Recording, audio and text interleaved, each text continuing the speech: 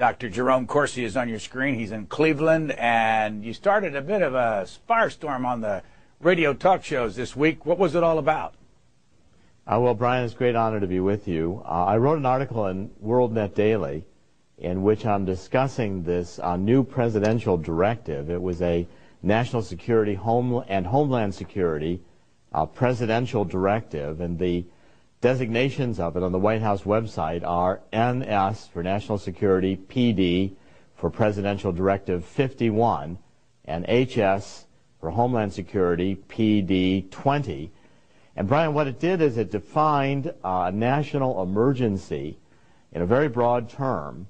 It gave the president the ability to declare that a national emergency existed, and then assumed the president could take up the following powers, which is all national essential functions for continuity of the government, including directing all federal, state, local, territorial, and tribal governments, as well as private sector organizations, which were going to continue functioning under the president's directives in the event of a national emergency.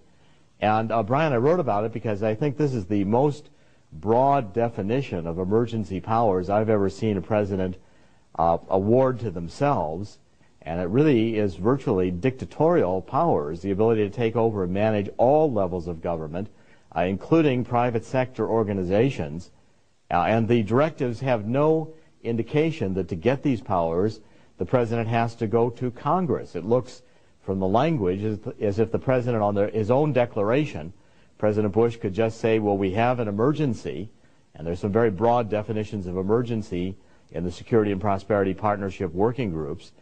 We have an emergency, it's avian flu, and I'm going to assume all these powers, and I'm now directing even tribal governments. So, Brian, I think it was a very alarming directive. The White House press release included no discussion of why the directive was issued today and what it's about. I called the White House Tony Snow's office in preparing for the article, and they declined to comment. So I published the article and said it's really a power grab, and it's quite an alarming usurpation of emergency powers. Now, I first heard it on Bill Press's radio show. He has a radio show that's 6 to 9 a.m. that's heard here in Washington, and he was all upset. He calls himself a progressive, a liberal. What have you found on these talk shows? Who's more upset about, the liberals or the conservatives? Well, I think, Brian, it's across the board. I think there's a great number of conservatives who are now worried that President Bush is acting in ways that are outside the Constitution, that he's not being careful or attentive to taking the appropriate steps to make his decisions and reasoning clear. I mean, this comes on the heels. This was done on May 9th. It was signed. On April 30th, President Bush, again without congressional approval, signed an agreement with the European Union in which he created a transatlantic economic council, a new cabinet-level office, again, no congressional approval of the office being created, with the idea to economically integrate us with the European Union. And it was co-signed by Chancellor Merkel of Germany and the head of the EU. I mean, a ceremony in the White House, again, without consultation of Congress at all. And we see right now this new Kyle, Kennedy, McCain immigration bill that came out of a closed conference, compromise conference in the White House, and the White House wanted to have a vote on this virtually before any senators could read it. So there's a great deal of concern, I think, on both liberals and conservatives. The president's taking powers onto himself that don't have a basis in the Constitution, and this idea of emergency powers is particularly frightening because students of history will remember that even in ancient Rome, the consuls who wanted to become emperors or dictators declared emergencies, and then they said, well, they were the emperor in charge of solving the problem. And these directives, NSPD 51 and HSPD 20, allow the president to take over the management of all executive branches of government down to the tribal level, plus operate private sector organizations. I've never seen any definition like this in any document I've looked at in presidential history.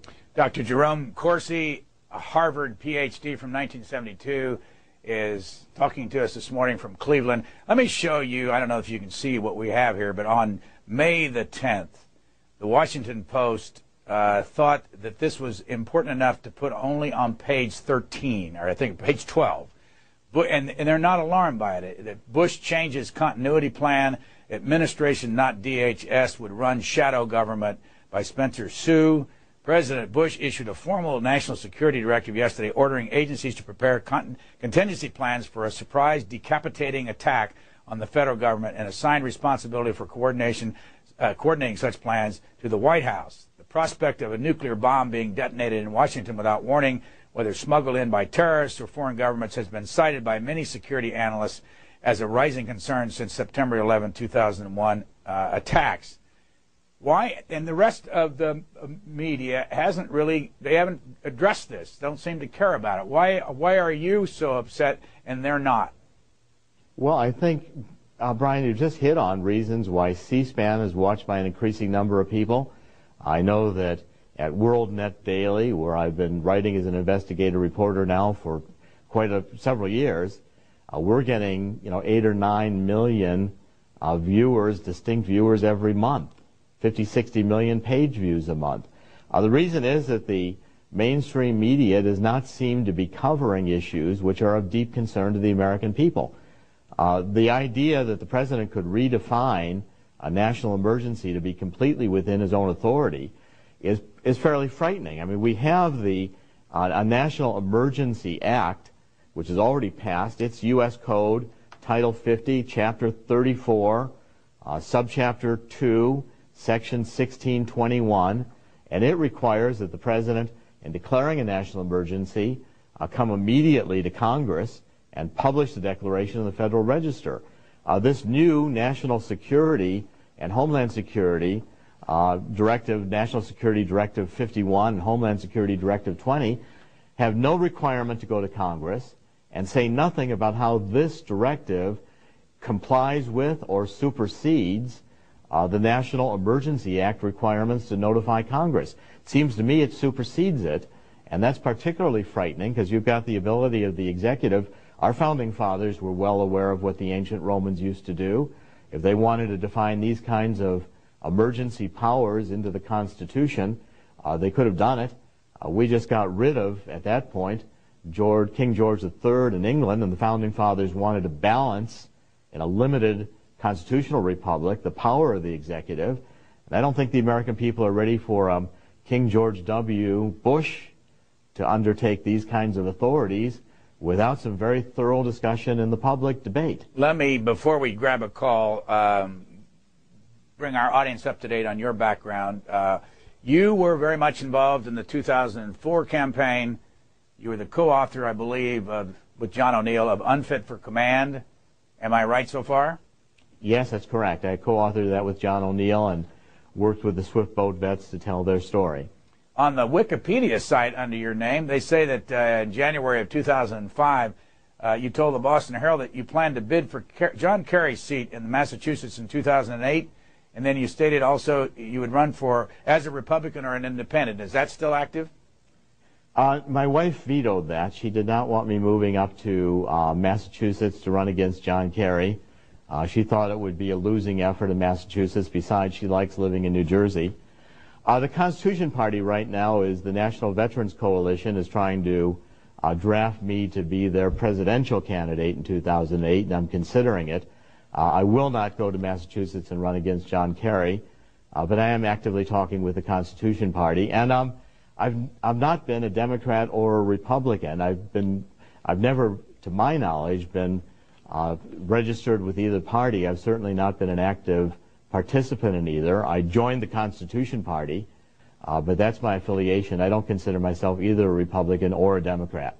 We had a hard time finding somebody to talk about what you are talking about on the, from the other side, but John Fortier will join us by phone at the bottom of the hour. He's from Continuity of Government Commission, and we'll just get his take on it. But let's go to the phones. Where's home originally? I was born and raised in Cleveland. It's nice to be back in Cleveland today. Where's your home now?